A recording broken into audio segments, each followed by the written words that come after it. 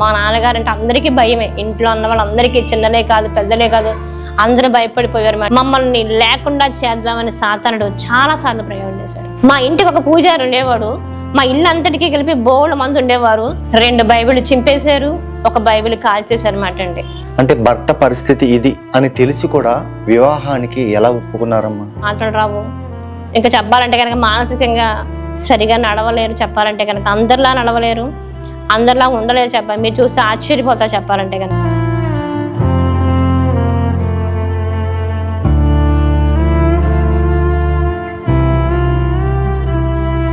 మా బంధువుల కోసం ప్రార్థన చేసినప్పుడు మా కుటుంబంలో ఇంచుమించు 100 మంది రక్షించబడ్డారు.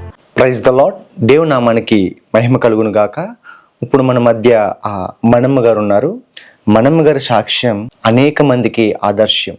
తప్పకుండా మొదటి నుంచి చివరి వరకు ఈ సాక్ష్యం చూడండి. అలాగే అనేక మందికి ఈ వీడియో షేర్ చేయమని కోరుచున్నాను. దేవుని నామానికి మహిమ కలుగును గాక. అందరికీ వందనాలు.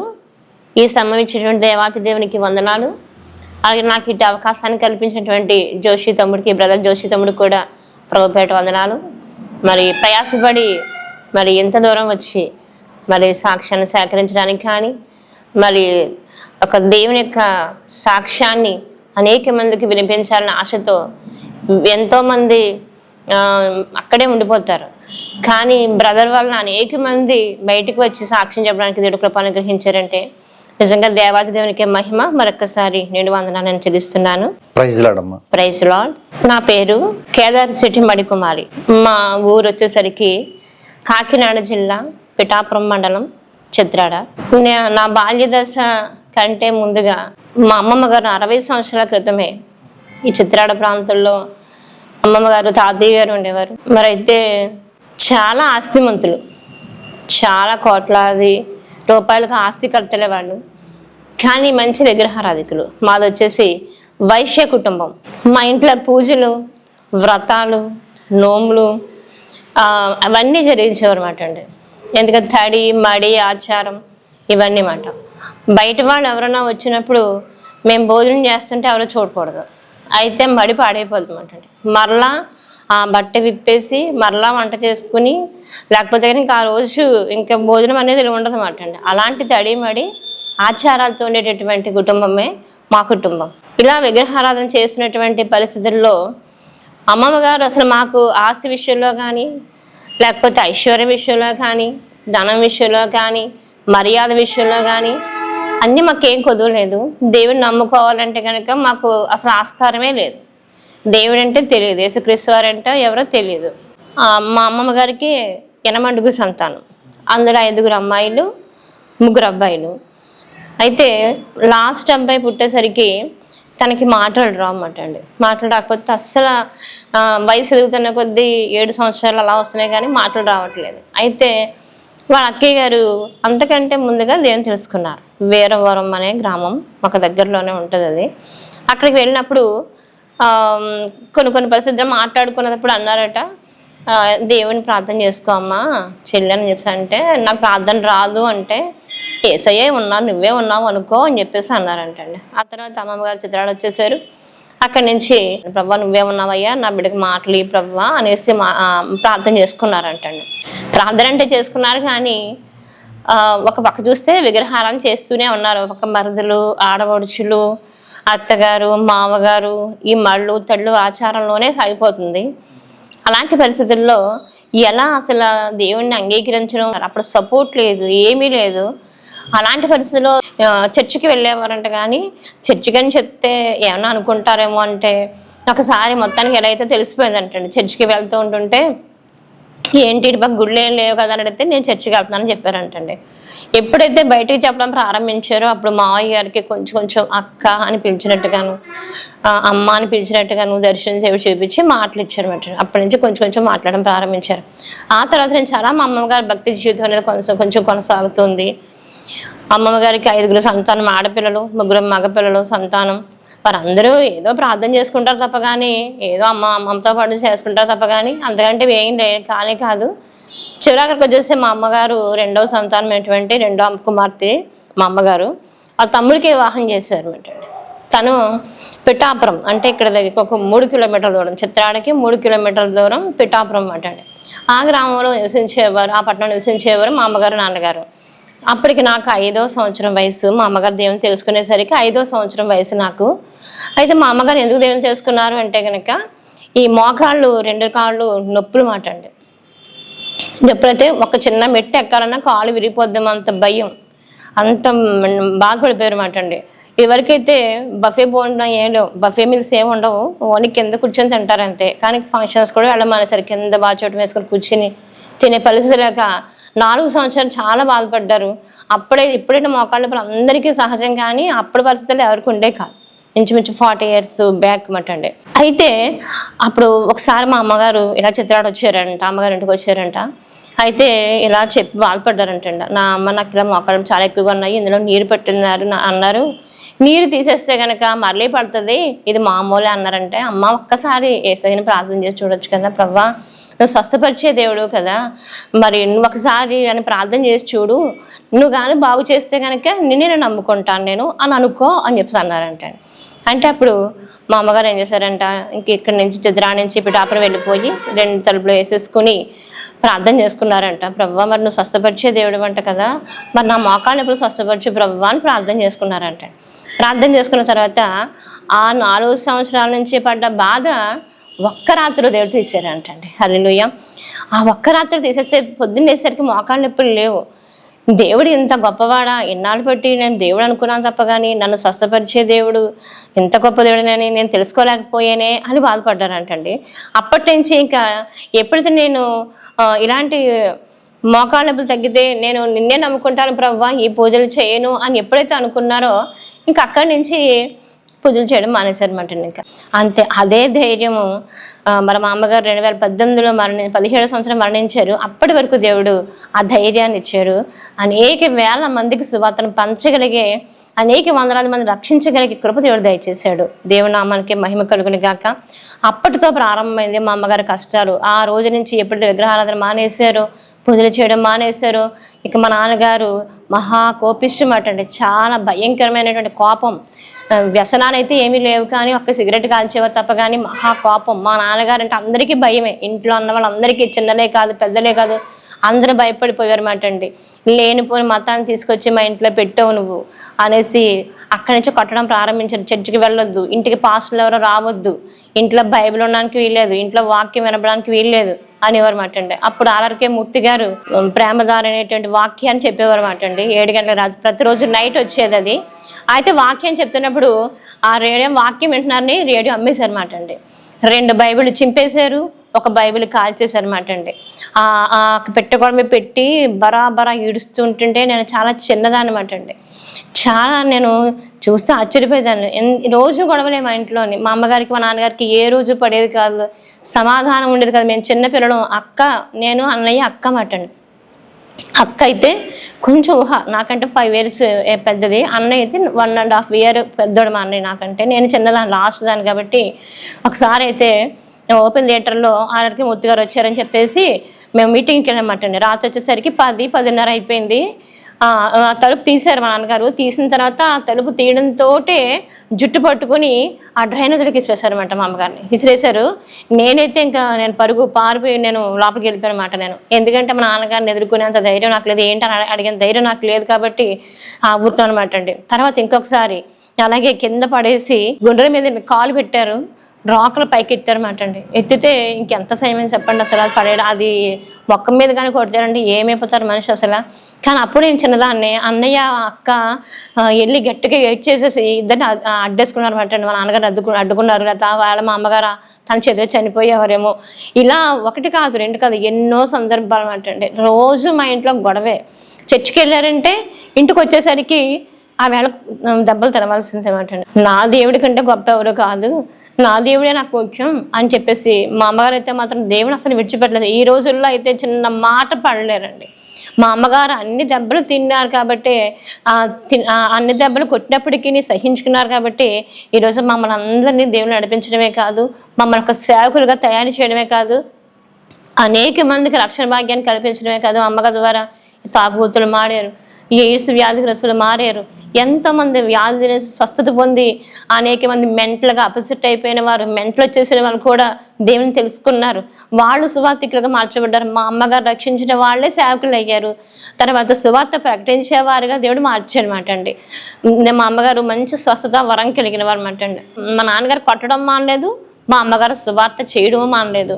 ఒకసారి ఇలాగే కోపం వచ్చి పూజారి మా ఇంటికి ఎప్పుడు వస్తూ ఉండేవారు. అమావాస్య బియ్యాలు ఇస్తామన్నమాట అండి. పెద్దలకి ప్రతి నెల అమావాస్యకి బియ్యాలు ఇవ్వాలన్నమాట అండి. మరి ఆ రోజు అక్కడ ఆవాలు అక్కడ పెట్టలేదంటండి. ఆవాలు నీళ్ళు అని పెట్టాలి, అక్కడ పెట్టలేదని చెప్పేసి ఇంట్లో ఉన్న బైబిల్ అన్నీ విసిరేసారనమాట అండి. బైబిళ్ళు, పాటల పుస్తకాలు అన్నీ కూడా డ్రైవర్కి విసిరేసారనమాట. అప్పటికి మాకు ఒక ఇటుక బట్టి ఉండేది, ఒక సొంత ఇల్లు ఉండేది, బంగారం అన్నిటికీ లోటు ఉండేది కదనమాట అండి. ఎప్పుడైతే బైబిల్ అన్నీ విసిరేశారో మాకున్న ఇల్లు పోయింది, బంగారం పోయింది, వ్యాపారం పోయింది. అక్కడ తినేయడానికి కూడా కనీసం తినడానికి లేకుండా అయిపోయింది అనమాట అండి. మా నాన్నగారు ఎప్పుడైతే బైబిల్ని విసిరి ఏ దేవుడు అడ్డొస్తాడు రమ్మను అని రమ్మని ఛాలెంజ్ చేసి మరి విసిరారనమాట అండి. అంతకుముందు అన్నదానికంటే విపరీతం అయిపోయింది. ఆ తర్వాత నుంచి అక్కడి నుంచి మేము వేరే ఊరు నరసింగపురం వెళ్ళిపోయారు మా అమ్మగారు. అక్కడ వ్యాపారం బాగోలేదు. కడియపురంకి వెళ్ళిపోయారు, అక్కడ బాగోలేదు. తర్వాత ఆ మండపేట వెళ్ళారు, రైస్ మిల్లో గుమాస్తాగా జాయిన్ అయ్యారు. 500 జీతం, ఇంటద్దు కట్టుకోవాలి. కానీ మేమైతే మాత్రం మా అమ్మగారు కూడా లేం. ఎందుకంటే మా అమ్మగారు కూడా నేను ఉండనమ్మా, నేను ఇక్కడ నేను మీ ఇద్దరు కూడా నేను చూడలేకపోతున్నానని నేనైతే అమ్మమ్మ గారి దగ్గర ఉండిపోయాను అనమాట. నేను చిత్రాల్లోనే ఉండిపోయాను, కానీ నేను మా ఇంటికి వెళ్ళేదాను అనమాట. నా ఇద్దరు కూడా నేను చూడలేక చిన్నప్పటి నుంచి ఆ బాల్య దశలో మా గుండెల్లో ఒక నాటుకున్నది ఏదంటే కనుక ఇలాంటి అన్యని మేము చేసుకోకూడదు. మమ్మల్ని మా అమ్మగారు సండే స్కూల్ పంపించారు. అన్నయ్యని, నన్ను, మా అక్కని సండే స్కూల్కి వెళ్ళమని పంపించారు అనమాట. మా నాన్నగారు ఎంత పరిసరైనవనండి. మేము సండే స్కూల్కి వెళ్ళామటండి. సండే స్కూల్లో ప్రతిదీ నేర్చుకున్నాం. నరకం ఒకటి ఉంది, పరలోకం ఒకటి ఉంది అని చెప్పేవారు అనమాట అండి. చిన్నప్పుడే నాకు ఆలోచన, అందరూ అసలు నువ్వు దేవుడిని ఎలా నమ్ముకున్నావు అని అడగచ్చేమో. ఒకవేళ నేను అన్య కుటుంబంలోంచి ఒకవేళ వచ్చినప్పటికీ కూడా నా చిన్నప్పుడే మా అమ్మగారు దేవుని తెలుసుకున్నారు. మరి నేను ఎలా వచ్చాను దేవునిలోనికంటే కనుక నరకం అని ఒకటి ఉంది, అది తప్పించుకోవాలంటే కనుక యేసయ్య ఒకటే మార్గం అని ఆ ఒక్క మాట నా హృదయంలో నాటుకుపోయింది మాట అండి. అప్పటి నుంచి నేనైతే మాత్రం దేవుని తప్ప నేను ఎవరిని ఏ దేవతని నేను ఆశ్రయించను అని నేను డిసైడ్ అయిపోయినాను. అప్పటికి నాకు చిన్న వయసు, చాలా చిన్న వయసు. అప్పటి నుంచి నేను ఇంకా దేని జోలికి వెళ్ళేదాన్ని కాదు. కానీ యేసయ్య నిజమైన దేవుడు అని మాత్రం నమ్మి నేను మాత్రం ఎట్టి పరిస్థితుల్లో నరకంలో పడకూడదు అనే నిర్ణయంతో నేను దేవుని అంగీకరించడం జరిగింది మాట అండి. ఆ తర్వాత నుంచి మా యొక్క యవ్వన దశకు వచ్చాం. మా ఇంట్లో అయితే మాత్రం గొడవలు జరుగుతూనే ఉన్నాయి.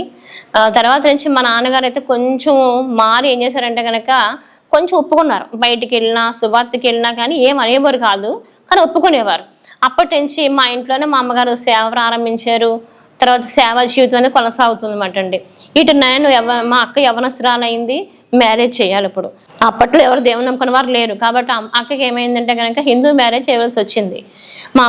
మా అక్క దేవునిలో బలంగా ఎదిగేది, కానీ ఇంకేం పరిస్థితులు లేక అన్య వివాహం చేసుకుంది. నేనైతే ప్రభువా నేనైతే అన్య వివాహం చేసుకోను. నేను అప్పట్లో అడిగారన్నమాట, మావయ్య గారికి మాటలు రావు కదా అంటే కొంచెం కొంచెం వచ్చి కానీ అంతగా కాదు.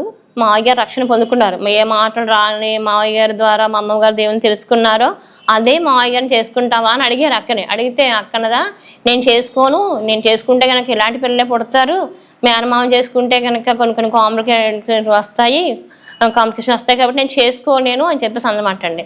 తర్వాత అక్క వివాహం అయిపోయింది, ఇరుమే చేసేసుకుంది. తర్వాత నన్ను అడిగారు. మరి నేను కూడా నాకు అప్పుడు 15 సంవత్సరాల వయసు మాట. నన్ను అడిగారు. అప్పటికి నాకు తెలిసిందల్లా ఏమీ తెలియదు. ఒక ఆస్తి కానీ, అంతస్తులు కానీ, డబ్బు కానీ, అందం కానీ ఏమీ నాకు తెలియదు. కానీ నాకు తెలిసింది ఒకటే, దేవుడు నమ్ముకోకపోతే నరకానికి వెళ్తారు. నా అక్కగాల నేను హిందూ మ్యారేజ్ చేసుకోను. నేను చేసుకుంటే కనుక నా బెడ్రూమ్లో నేను ప్రార్థన చేస్తుంటే నా భర్త నన్ను ఏమీ అనకూడదు, అలాంటి భర్తను చేసుకుంటాను. నేను మా నాన్నగారు మా అమ్మగారు కొట్టడం చూసి ఇలాంటి నేను బాధ నేను పడలేను కాబట్టి నేను దేవుని నమ్ముకున్న ఆయన చేసుకుంటానని నేను డిసైడ్ చేసుకున్నాను అనమాట అండి. ఇక్కడ వివాహ సమయంకి వచ్చేసరికి మరి మావయ్య గారికి అయితే మాత్రం మాటలు రావు. మరి చేసుకుంటావా అని అడిగారు.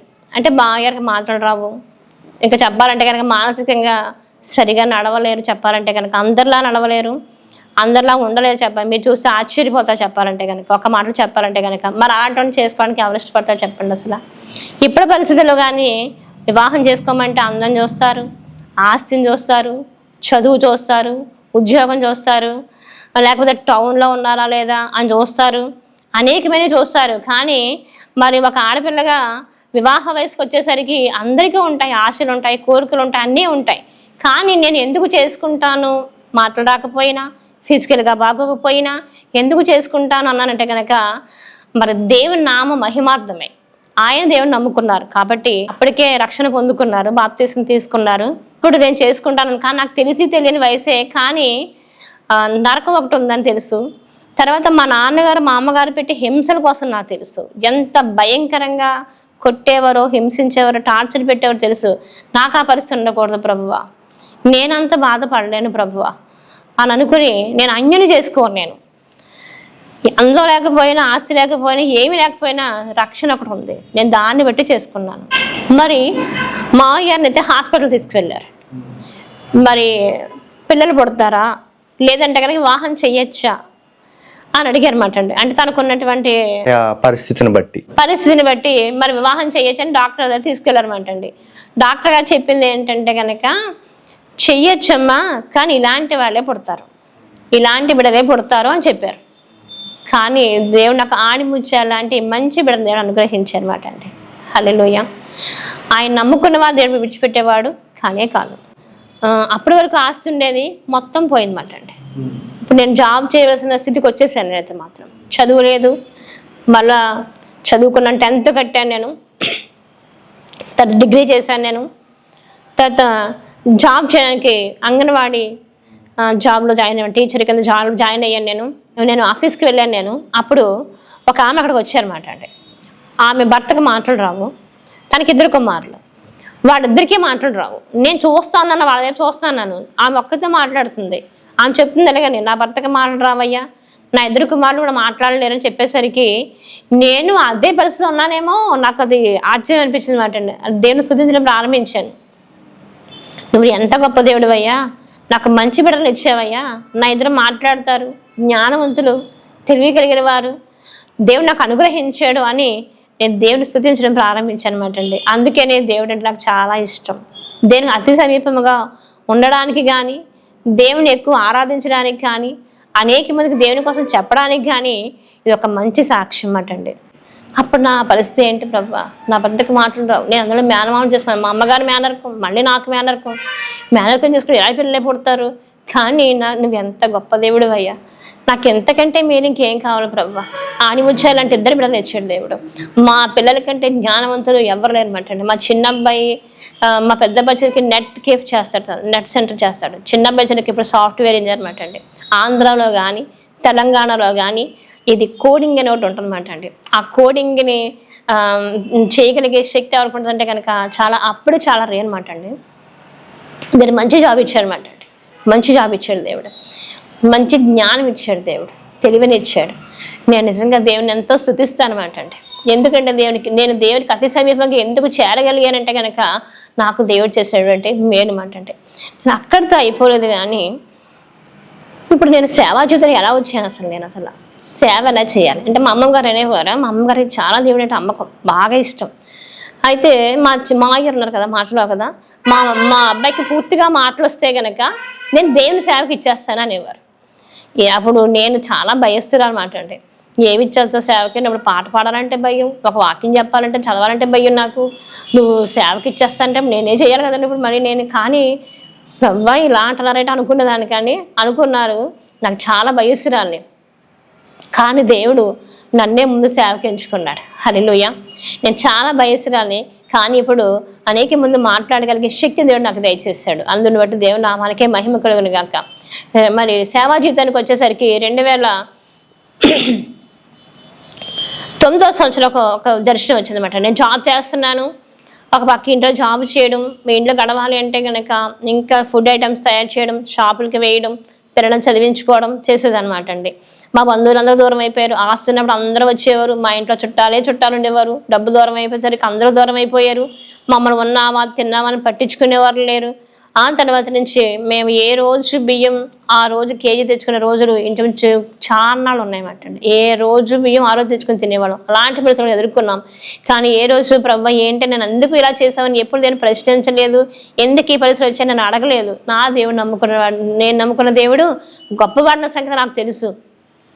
అందరూ అనేవారు అంటే ఇలాగే ఉండిపోతారేమో అనుకున్నారు, కానీ దేవుడు తాను అనుకున్న రీతి వేరు. నా పట్ల ఉన్న దేవుడి ప్రణాళిక, మా కుటుంబం పట్ల దేవుడికున్న ప్రణాళిక అనేది చాలా ఎక్కువ అండి. అలాంటి పరిస్థితుల్లో జాబ్ చేస్తున్నప్పుడు దేవుడు నాతో మాట్లాడమంటండి. ఒక దర్శనం ఇచ్చాడు. అంగన్వాడీ టీచర్ కింద చేసేదాన్ని. అది కూడా మా ఊర్లోనే గవర్నమెంట్ జాబ్ అంటండి అది. అయితే అప్పటికి చాలా డిమాండ్ ఉంది అది. కానీ అప్పుడు నేను 2009 సంవత్సరం దేవుడు నాకు దర్శనం ఇచ్చాడు. దర్శనం ఇస్తే ఒక దర్శనం మాట అండి అది. ఏంటి అంటే కనుక దేవుడు మొత్తం ప్రపంచాన్ని అంతటినీ చూపించాడు. భూమి కొన మొదలుకొని ఆ కొన వరకు దేవుడు చూపించాడు. కాబట్టి ఉద్యోగం అయితే చేస్తున్నాను, చర్చి కంటే వెళ్తున్నాను, చర్చిలో పార్టిసిపేట్ చేస్తాను, అన్నీ చేస్తాను. కాకపోతే సేవ అంటే మాత్రం భయం. కానీ దేవుడు నాకు దర్శనం ఇచ్చారు అంటే ఏమి ఇచ్చారంటే కనుక భూమి కొన మొదలుకొని ఆ కొన వరకు అంతా చూపించాడు ఆయన. చూపించిన తర్వాత నేను ఒక కొండ మీద కూర్చున్నాను. నేను చూస్తాను దూరం నుంచి లైట్లు చూస్తున్నాను. నేను లైట్ కాంతి చూస్తాను. నేను దూరం నుంచి స్ట్రీట్ లైట్స్ ఉంటాయి కదా, అవన్నీ చూస్తున్నాను. నేను చూస్తుంటుంటే దేవుడు చూసి అన్నారా నా చేపట్టిన, అమ్మ నువ్వు చూడు అలా కాదమ్మా నేను చూపిస్తాను రా అని నా చేపట్టుకున్నారు. ఆయన చేపట్టుకుంటే నేను మీ ఇద్దరు గాల్లో ఎగిరిపోతున్నాం. అలాగా గాల్లో అలా ఎగిరిపోతుంటుంటే ఆయన్ని నాకు చూపిస్తారు. ఆయన మేము చెరువులు, వాగులు, వంకలు, సముద్రాలు దాటేసుకుంటూ వెళ్ళిపోతున్నాం. మేము వెళ్ళిపోతూ ఉంటుంటే ఇది చూపిస్తాడు, అన్నీ చూపిస్తాక చెప్తున్నారు. కానీ ఆ గాలి ఊర్లో అని ఏం చెప్తున్న సంగతి నాకు అర్థం కాలేదన్నమాట అండి. అప్పుడు ఒక కొల్లి చూసి ఇది మా చిత్రాడండి అన్నాను. కానీ నా నోటి వాయిస్ రాకుండానే, మాట రాకుండానే మేము దాటేస్తాం. అంత స్పీడ్గా మేము వెళ్ళిపోతున్నమాట అండి. ఆ దర్శనం ఆ రోజు అంతా అదే దర్శనం. 2009 సంవత్సరంలో ప్రభువానికి ఎంత దర్శనం చూపించామో నేను ఏం చేయను. నేను స్వార్థం ప్రకటించిన, కొన్ని టీవీలో వాక్యం చెప్పనా అంటే నాకు అంత జ్ఞానం లేదు అనుకున్నాను నేను. కానీ నాకు ఒక ఐడియా వచ్చింది, ప్రార్థన చేయనా ప్రభువా, ప్రజలందరి కోసం ప్రార్థన చేయ, ఇక్కడ ఉండి మనం అమెరికాలో ఉన్న వాళ్ళ కోసం ప్రార్థన చేయొచ్చు, దేశాలన్నిటి కోసం ప్రార్థన చేయొచ్చు, కాబట్టి నేను ప్రార్థన చేస్తాను ప్రభువా అన్నమాట అండి. అన్న తర్వాత మళ్ళీ చేయడం ప్రారంభించిన. అది కూడా సోమవారం చేసేదాన్ని, ఉపవాసం కూడా చేసేదాన్ని. అలా మొదలుపెట్టాను. 2009 సంవత్సరం మొదలుపెట్టాను. 2 నెలలకు మళ్ళీ దేవుడు మళ్ళా దర్శనం ఇచ్చాడు. అమ్మ అని పిలిచారన్నమాట అండి. పిలిచి నేను ఇన్ని చోట్ల భోజనం చేశాను కానమ్మా ఇలాంటి భోజనం ఎక్కడా చేయలేదమ్మా అన్నారన్నమాట అండి. ఆయన నన్ను చూసినప్పుడు ఎవరంటే ఒక పెద్ద సేవకుడు వచ్చాను నా యొక్క దర్శనంలోకి వచ్చారన్నమాట అండి.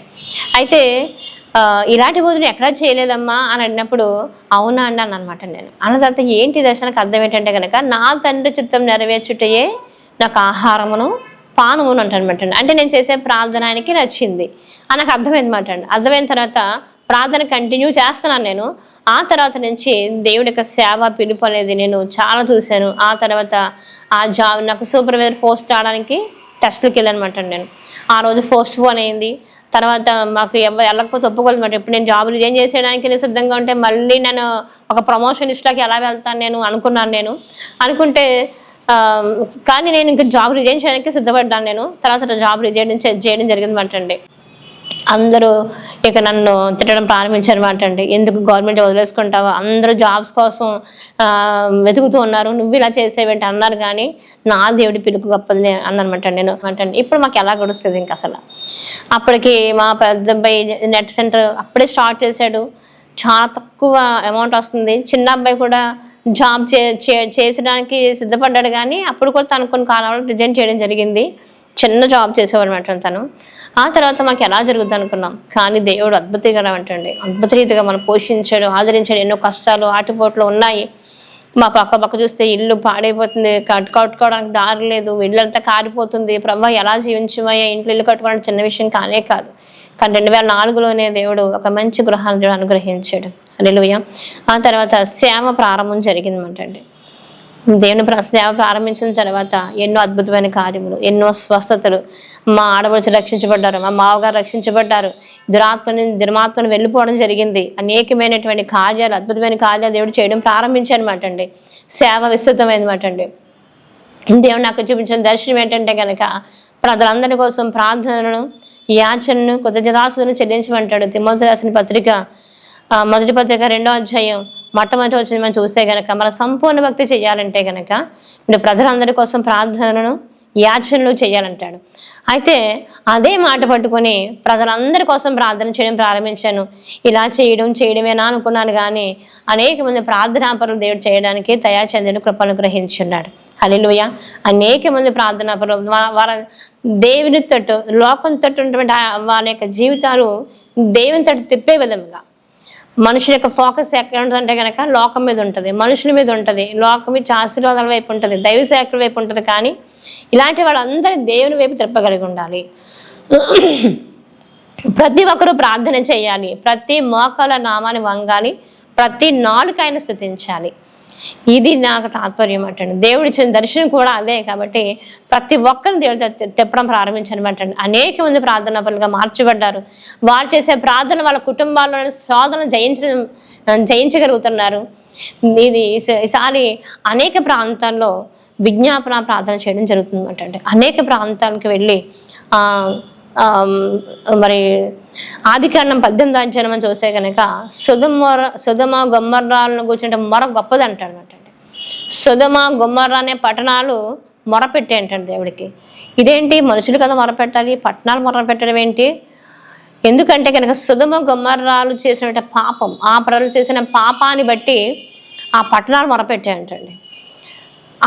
ఆ ప్రజల మీద తీర్పు వచ్చింది. అగ్ని కందకములు అక్కడ కురిపించబడ్డాయి. ఈరోజు ప్రతి ఒక్కరు ఎవరన్నా అడిగితే మీ ఊరు పరిస్థితి ఏంటని అడిగితే మా ఊరండి సొదొమ గొమొర్రా పట్టణం అని అంటారు. నువ్వు ప్రార్థన చేసావా అని అడుగుతాను అనమాట. సొదొమ గొమొర్రా పట్టణం అని అందరికీ తెలుసు, కానీ మా పట్టణం ఎలా రక్షించబడదన్న సంగతి ఎవరికి తెలియదు. అబ్రహాము ఆ పట్టణం కోసం ప్రార్థన చేశాడు. ఆ ఇంటిలో 4 బయటకు వచ్చారు, కానీ లోతు వారి ఉపస్తంభం అయిపోయినప్పుడు కూడా ఒక్క నీతిమంతుడు లోతు ఉన్నాడు అక్కడ. ఆ నీతిమంతుడు ఒక్కడే రక్షించబడ్డాడు. కుమార్తెలు కూడా తండ్రితో పాపం చేశారు. కాకపోతే ఒక్క నీతిమంతుడు ఒక్క పట్టణాన్ని కాపాడలేకపోయినాడు. కనీసం 10 మంది అయినా అక్కడ ఉంటే ఆ పట్టణాన్ని కాపాడతావా ప్రభా అని అడిగాడు అబ్రహాము. 50 మంది అన్నాడు, 40 మంది అన్నాడు, 30 మంది అన్నాడు, 20 మంది అన్నాడు. చివరికి వచ్చేసరికి 10 మంది అయినా పట్టణం ఉంటే కాపాడతావా ప్రభా పట్టణాన్ని అంటే నేను కాపాడుతాను అనమాట అండి. అయితే ఒక పట్టణంలో 10 మంది ఉన్నా సరే అగ్నిగంధకములు లేకపోతే ఒక పనిష్మెంట్ రాకుండా దేవుడు కాపాడుతున్నాడు కదా. కనీసం 10 మంది అయినా సరే ప్రతి గ్రామంలో ప్రార్థన చేసేవారు లేపబడాలి, నీతిమంతులు లేపబడాలి అని దేవుడు ఒక కాన్సెప్ట్ ఇచ్చాడు అనమాట అండి. 2009 సంవత్సరంలో 1 గంట ప్రార్థన ప్రారంభించాను నేను. అప్పటి నుంచి నా స్థితి మారిపోయింది అండి. 1 గంట ప్రార్థన మన జీవితాన్ని మార్చివేస్తుంది అని ఒక వీడియో కూడా చేయడం జరిగింది. ఎందుకంటే ప్రార్థనకి కాన్సెప్ట్ ఏంటి అసలు అన్న విషయం కోసం నేను మాట్లాడడం జరిగిందంటే 1 గంట ప్రార్థనకి తీర్మానం తీసుకున్నాను. అది ఎప్పుడంటే కనుక 1999 2000 సంవత్సరంలో నేను తీర్మానం చేశాను అనమాట. ఇప్పటికీ 2026 అంటే 26 సంవత్సరాలు బట్టి నేను 1 గంట ప్రార్థన కాదు కదా, ఈరోజు అనేక గంటలు దేవుని ప్రార్థన చేస్తూ అనేక మందిని ప్రార్థన చేసేవారు కదా, మార్చగలిగే కృప అనుగ్రహించారు. హల్లెలూయా. ఒక విగ్రహాధన కుటుంబంలో నుంచి ఒక విజ్ఞాపనకర్తగా దేవుడు మార్చాడు. అందుకు దేవుని నామానికి మహిమ కలుగును గాక. మా ఇంటికి ఒక పూజారి ఉండేవాడు. మా ఇల్లు అంతటికీ కలిపి బోళ్ళ మంది ఉండేవారు. ఒక వినాయక చవితి వచ్చిందంటే కనుక మా ఇంటికి ఒక పూజారి ఖచ్చితంగా సరిపోతారు అనమాట అండి. అలాంటి విగ్రహారాధనలో నుంచి మేమే ఒక పూజారులుగా మారిపోయాము. హల్లెలూయా. అనేక మంది ఇక్కడికి వచ్చి మా చేత ప్రార్థన చేయించుకుని అనేక మంది రక్షించబడగలిగే కృపను, అనేక మంది దయ్యం నుంచి, అనేక మంది వ్యాధుల నుంచి విడిపించాలని కృపను గ్రహించారు. హల్లెలూయా. అలాగనే మరి ఎన్నో మరి మా ప్రాంతం మాకు దేవుడు విజ్ఞాపనం చేయమన్నారు కదా. తర్వాత 2012 ఇంకో దర్శనం ఇచ్చాడు దేవుడు. మా ప్రతి ప్రాంతం కోసం ప్రార్థన చేయడం ప్రారంభించాడు. మొట్టమొదటి మా చిత్రల గ్రామాన్ని దేవుడు ఒక సిటీగా మార్చివేశాడు. హల్లెలూయా.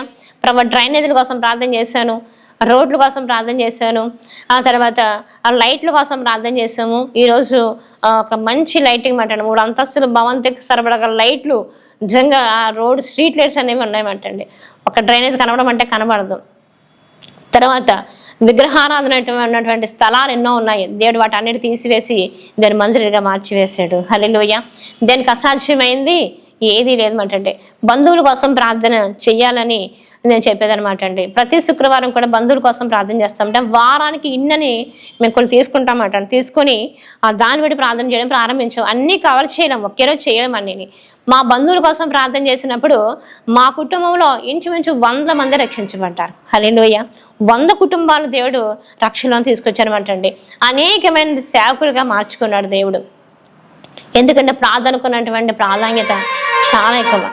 నా జీవితాన్ని ఎంతగా మార్చివేసిందంటే చదువు లేని నాకు, జ్ఞానం లేని నాకు, దేవుడు ప్రార్థన అంటేనే భయం అంటే నాకు ఒక వాక్యం చదవాలంటే భయం ఉన్నట్టు నాకు అనేక మంది కోసం ప్రార్థన చేసి ఒక యూట్యూబ్ ఛానల్ కూడా, ఒక విజ్ఞాపన టీవీ అనే ఛానల్ కూడా మరి అనేక మంది ప్రార్థనాపరులుగా నడిపించడానికి కృపను అనుగ్రహించారంటే కనుక ఇది నిజంగా దేవుడి కృప మాత్రమే. అది నా వల్ల అయితే మాత్రం కాదు, కానీ నాకు ధైర్యం ఇచ్చాడు, అన్ని ఈవులు దేవుడు నాకు దయచేశాడు.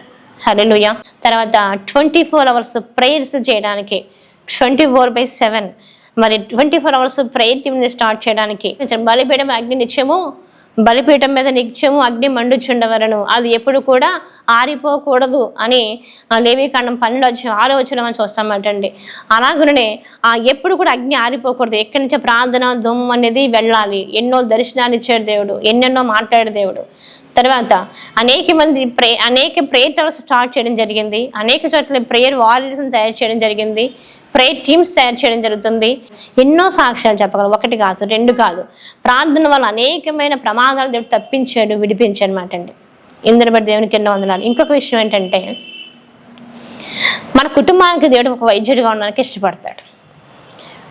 నేను ఎన్నో రోగాలు వస్తాయి మనుషులకి. ఇప్పుడు కాలం చూస్తే కనుక రోగం లేని మనుషులు అంటూ లేనేలేరు. మరి ఆయాసం అని చెప్పాను కదండి, ఆయాసం అని చెప్పాను కదా, ఆ యొక్క పితరులు నాటించే ఆయాసాన్ని దేవుడు నాకు స్వస్థత ఇచ్చాడు. హల్లెలూయా. నేను ఒక మెడికల్ ఫీచర్ చెప్తాను అనమాట. అంటే ప్రవ్వా, నా కుటుంబానికి నువ్వు వైద్యుడిగా ఉండు ప్రవ్వా, మా కుటుంబానికి నువ్వు డాక్టర్గా ఉండు ప్రవ్వా అని నేను అనుకున్నాను అనమాట అండి. దేవుడు మనకు వైద్యుడిగా ఉంటాడు. ఈ పరిస్థితుల్లో దేవుడు మనకు వైద్యుడిగా ఉంటే కనుక, మనం దేవుడినే వైద్యుడిగా మనం చూసుకుంటే కనుక అనేక విషయాలు మనం జయించగలమాట అండి. ఇది ప్రాక్టికల్, అంతే తప్పగా మనం చెప్పడం ద్వారా కాదు, కానీ ప్రాక్టికల్గా విశ్వాసం ఉంచితే మాత్రం మనకు వైద్యుడిగా ఉంటాడు. ఇంకొక విషయం ఏంటంటే, మాకు ఒక చిన్న స్థలాన్ని ఇచ్చారన్నమాట, ప్రభుత్వాలు ఇచ్చారు. ఇది ఇంచుమించు ఈ రోజుకైతే ఒక 12 లక్షలు విలువ చేస్తున్నట్టండి. నేను విశ్వాసగా ఉన్నప్పుడే మా స్థలాన్ని దేవుడికి ఇచ్చేసాను. నేను మందిరం కట్టడానికి స్థలం లేదంటే కనుక మాకు స్థలాన్ని మందిరానికి ఇచ్చేయడం జరిగిందన్నమాట. దేవుడు ఒక పెద్ద భవంతులు ఇచ్చారన్నమాట అండి. హల్లెలూయా. దేవుడు మా కుటుంబంలో మమ్మల్ని ఆశీర్వదించాడు, దీవించాడు, ఒక విజ్ఞాపనకర్తగా చేశాడు. మరి అనేక చోట్ల పరిచయం చేయగల కృప అనుగ్రహించారు. మరి మా 2 కుమారులకి వివాహం జరిగింది. అలాగనే మరి 2 మనవలు కూడా ఉన్నారు. రీసెంట్గా కాకినాడలో కూడా మరొక సంఘాన్ని స్టార్ట్ చేయడం కృప అనుగ్రహించారు. మా కుటుంబంలో 2 సార్లు అగ్ని ప్రమాదం తప్పించాడు. మా ఇల్లంతా అంటుకుపోవాలి, అలాంటి పరిస్థితుల నుంచి మా కుటుంబాన్ని రక్షించాడు. బైక్ ప్రమాదంలో మా కుటుంబం అంతా చనిపోవాలి, మమ్మల్ని దేవుడు బ్రతికించుకున్నాడు. ఇలాగా మా పిల్లలకి కరెంట్ షాక్ మట్టండి, హీటర్ పెట్టినప్పుడు అందులో చేయి పెట్టేశారు మనవలు 2 కూడా, మనవరాలు మనవడు కూడా చేయి పెట్టేసినప్పుడు ఎంత ఏది అవ్వకుండా దేవుడు చక్కగా దేవుడు మేము భయపడ్డాం, ఏమైపోతుందని భయపడ్డాం, కానీ ఏమీ అవ్వలేదు అంటాడు. ప్రభు మా కుటుంబాన్ని కాపుదల, ప్రభు ఎంతగా దేవుడు మా రక్షిస్తున్న దేవుని కాపుదల అనేది మా కుటుంబంపై ఉంది, మా యొక్క గృహంపై ఉంది, దేవునికి సేవపై ఉంది. ఎంతగా దేవుడు మేము చేశారన్నమాట అండి. హల్లెలూయా. దేవుని నామానికి మహిమ కలుగును గాక.